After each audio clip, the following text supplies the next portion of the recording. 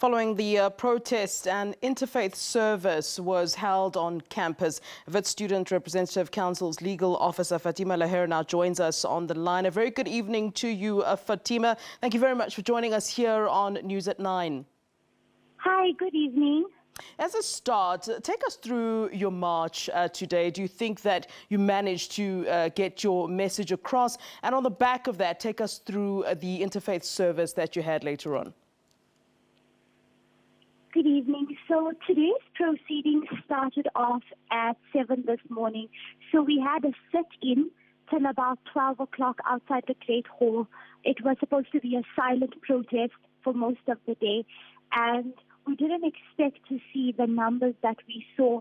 And from 12 o'clock onwards, we had a demand list that we've put together by various organizations, CSOs such as the Black Women's Caucus, the SRC, all the student councils, everyone together, all females came together at Wits, and they drew up a list of demands that they expected management to derive on.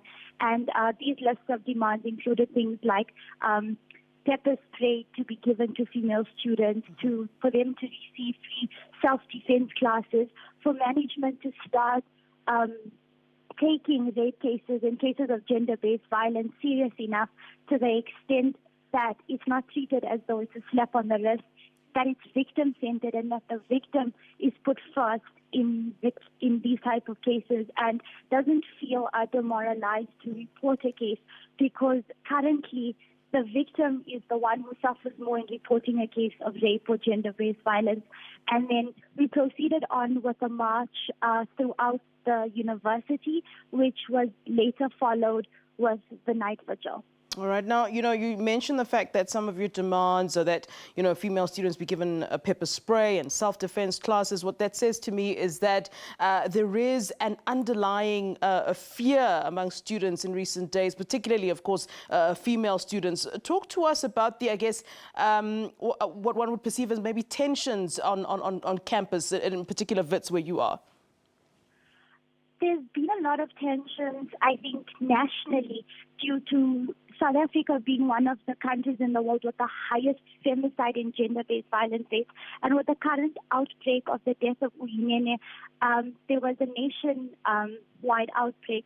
And I think Wits itself decided to take a stance, because it's not just one woman, it's every woman who's undergoing the same challenges, the same things constantly. And it's come to a point where women are being silenced. They're told, because of the structures put in place that silence women, in the sense that when reporting a case, the process is not friendly, it's not victim-centered.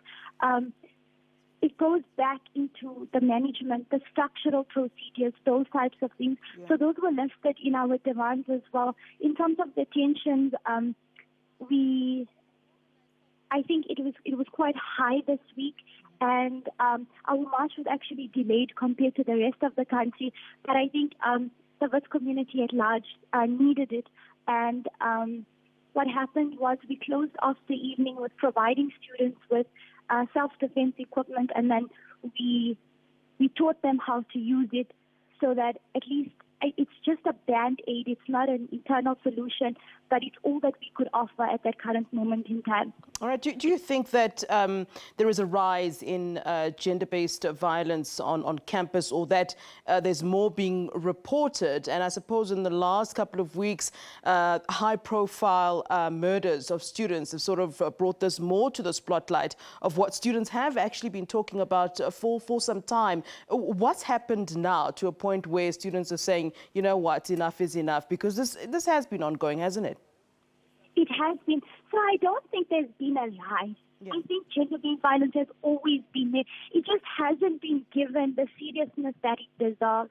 And I think after the recent high-profile deaths, as you've mentioned, I think it gave students a voice to then voice their stories. I think a woman needed the courage of other women, because it's not easy reporting a case, because you're going to be told, no, it's the way you dress, it's the way it always comes back to the victim. The victim is always blamed in this situation.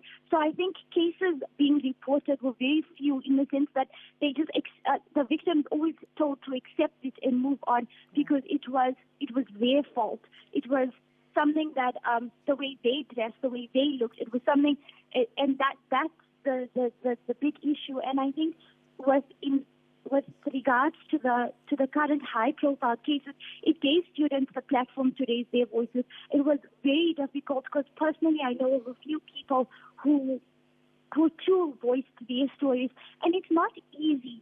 But I think because of the current climate in the country, it's made it a lot easier. Yeah. And I think this is the problem, is that as a country we need to work together to implement structures that are victim-friendly in the sense that the rape victim should not be afraid to report the rapist. It shouldn't be where the rapist receives a better treatment than the rape victim herself.